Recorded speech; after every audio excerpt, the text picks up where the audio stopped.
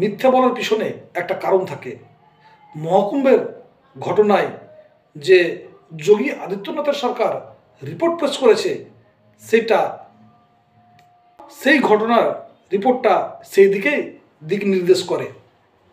কিন্তু চর্চা পর্চা এই কথা বলতে চাইছে না। চর্চা পর্চা বলতে চাইছে মহাকুম্ভের যে ঘটনা ঘটেছে সেই ঘটনাটা একটা অ্যাক্সিডেন্ট। যখন কোনো জায়গায় কোনো দুর্ঘটনা ঘটে তখন সেই দুর্ঘটনাকে, সেই অ্যাক্সিডেন্টকে সরকারের উপর বা রাস্তার উপর কতটা দায় চাপানো যায় সে বিষয়ে আলোচনা হওয়া দরকার। সর্বপ্রথমে আমরা দেখে নেব এই ঘটনাকে কেন্দ্র করে বিভিন্ন মুনি ঋষি এবং ব্যক্তিত্বরা কি ধরনের কথা বলছে। हम तो कहते हैं कि ऐसे मुख्यमंत्री को कुंभ पर्व रहते रहते इस्तीफा दे देना चाहिए। ये नहीं है पद के काबिल, ये जनता से झूठ बोलता है।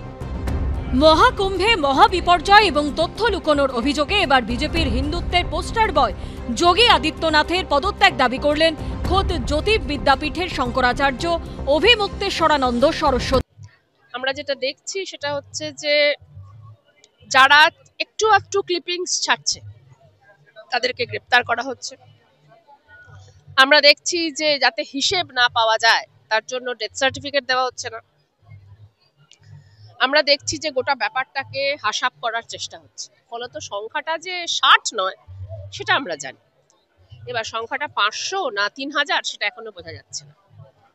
মহাকুম্ভের এই ঘটনার দোষ ত্রুটি আলোচনা করতে গিয়ে কোনো ধরনের মন্তব্য না করে দুটো উদাহরণ আপনাদের সামনে তুলে ধরা যায়।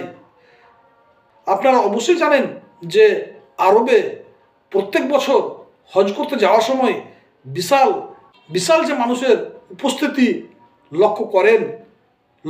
লক্ষ্য করি দেখতে পাওয়া যায়। সেইখানে সুষ্ঠুভাবেই সমস্ত ক্রিয়াকলাপ সম্পূর্ণ হয়।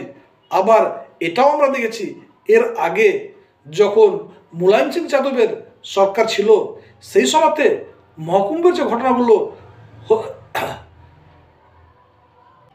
মহাকুম্ভের অ্যারেঞ্জমেন্টের দায়িত্বে ছিলেন আজম খান, সেই সময়তেও সুষ্ঠুভাবে সমস্ত কিছু সম্পন্ন হয়েছে। এই জায়গাতে আমরা এই কথাটাই বলতে পারি যোগী আদিত্যনাথ যে ইন্তজাম করেছিলেন সেই ইন্তজামের কিছুটা হলেও অপারদর্শিতা লক্ষ্য করছে চর্চা পর্চা। দিদি কি বলবেন এই নিয়ে? 60 তো কোনোভাবেই নয়, যা মোটামুটি শোনা যাচ্ছে দেখা যাচ্ছে তাতে 60 কোনোভাবেই নয়। সংখ্যাটা 500 না 1000 আমরা এখনো জানি না।